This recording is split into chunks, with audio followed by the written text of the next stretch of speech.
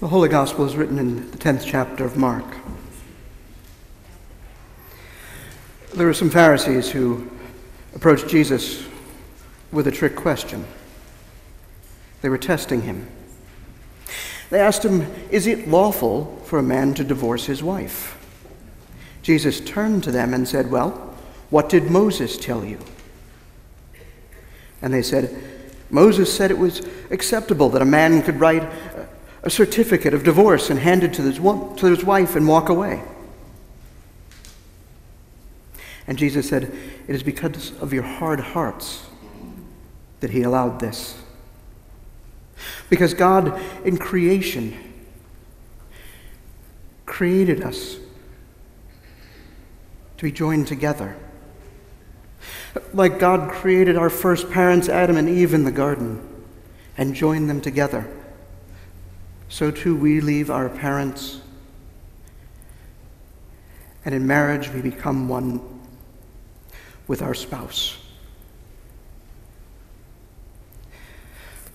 After he had said this, he noticed that his disciples were holding back some families who had brought small children to them, hoping that Jesus would bless them.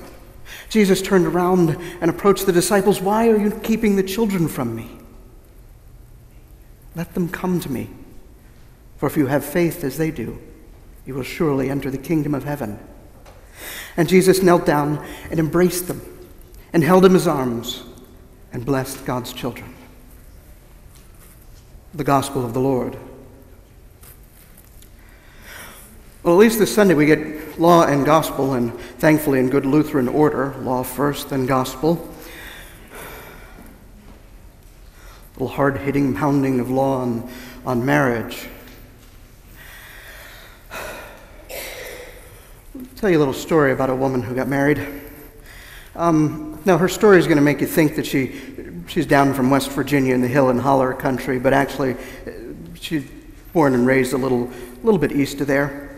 But Ellie. Now, Ellie grew up, and her pa, Bill, was fighting and feuding with one of their neighbors, Lou. You know, those kind of things where, where exactly is the fence line, and each one keeps moving it, and I believe those are my cows over there kind of stuff. You know how good neighbors are. Well, this was going on for a while, and they were looking for a solution, and they turned to the local priest, and he said, "Well, you know what normally settles problems like this is a marriage. Bring the two families together, kinfolk and all." Well, Lou was up to the idea because he wasn't married and he had no sons, and he wanted to have a son to be able to carry on the family name, a son to be able to give the lands to and the business to, so they would carry all this on. And Bill's daughter, Ellie, well, a little young by our standards, but then again, she was 13 and of legal age if her parents consented, and they did. I know, don't judge, because do you know that in the state of Pennsylvania, with the judge's order, there actually is no age minimum for marriage? Yeesh, you thought West Virginia was bad. So, parents agreed to this, and they had the marriage. It seemed to settle things down a bit, and, well, Ellie finally came pregnant and gave birth to their firstborn baby girl. Not exactly what Bill wanted. He was looking for a son, strapping young lad, and, well, a little while went by, and she became pregnant again, and thankfully, blessedly, another girl. Remember, Lou didn't get into this marriage out of love. He wanted a son. He wasn't in love with Ellie, and, well, his eye caught another young filly off to the side there, if you know what I mean, and they kind of got together, and she bore him a son. Moved her and the boy in the house and sent Ellie down the hall to that spare bedroom down in back. Yeah, this family ought to be on Jerry Springer. There's poor Ellie, her two girls. Every day that she'd go into town or the market or the stores, and Everybody whispering and pointing, and she felt horrible. She wanted to get out of this awful marriage. So she began to do some research and looking up stuff and discovered something. Though indeed, yes, she was of age because her parents agreed to the marriage. It turns out that her family and Lou's family were related. We understand. We look around here, we got all kinds of cross relations. Probably a lot of you pointing around going, yep, related to so-and-so and so-and-so. Except one little thing. She was one step too closely related to Lou to legally be married to him. Something that the priests overlooked, and so did Lou and her pa, because, well, they wanted to end this feud and fighting, and, well, the priest wanted that too, and also, a little of this came his way. So he ignored that. So they had a family dinner. There at one end of the table sat Bill and his two granddaughters, and the priest there, and then her, oh yes, air quotes, husband, and that woman and his son. And in the midst of the meal, well, you think you have awkward family gatherings, Ellie announces what she had discovered, and that she wants an annulment. That's a fancy Roman Catholic term for it never really happened. Of course, every spoon dropped into the bowl of soup that they were eating at that moment in time, and the priest's collar got about 3 sizes too small and was really choking him pretty tight there, and Bill and Lou started shouting and yelling at each other, and all of a sudden Lou got that, in The Grinch that Stole Christmas, when he comes up with the idea of dressing up as Santa Claus and he gets that Grinchy grin and it's all bad. Oh, that's what Lou came up with there. And he looks down the table and says, those 2 girls, if you walk away, you know what makes them. And Ellie's heart sank because she knew the pain and suffering she'd gone through dealing with her husband having an affair. She couldn't do that to her 2 girls. So they started yelling and shouting and arguing, and there was dinnerware flying at each other, and yeah, should be on Derry Springer, may have been. Finally, when the dust settled, Lou agreed to grant an annulment, but he got to keep the dowry, the money and things that were given in the marriage. But Ellie would get her girls and their good name. They scurried off, and time went by, and Ellie found another fella, Henry. And Henry was young and handsome, and she fell in love with him. And he fell in lust with her and the idea of the excitement that went with Ellie.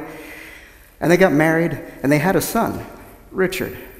Little Richie. Well, not that little Richie, but... And they began to start thinking, some of those things that belong to you, Ellie, that are still back at the house, we could sneak back in the middle of the night when everybody's asleep and go get them. Because it ain't stealing if it's yours, right? So they started doing that, getting the dowry back, piece by piece. One night they started coming out of the house, and Johnny Law was waiting for them, and they took off running. Police right behind them. Henry, he got to the fence, and he got up to the top, and he turns around, and Ellie slips in the mud and falls.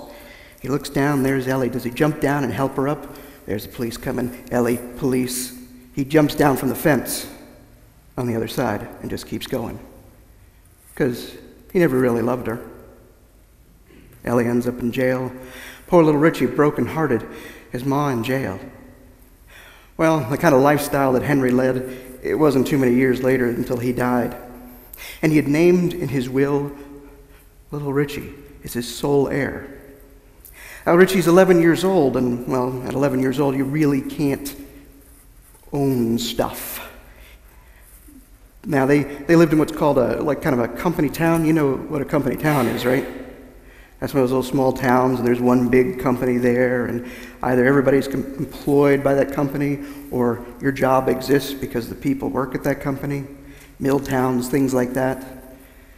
And, well, Henry was in charge of that.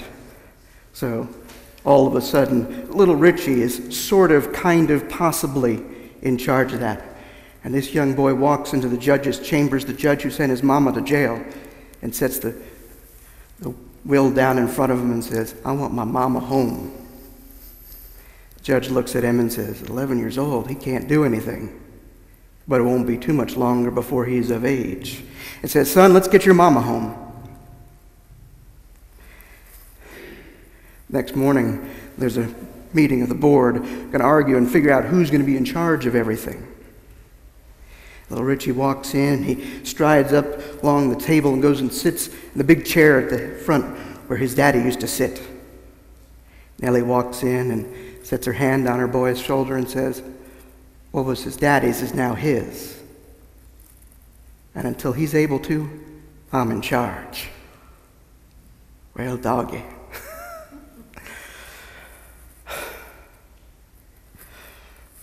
These are the kinds of marriages Jesus was railing against.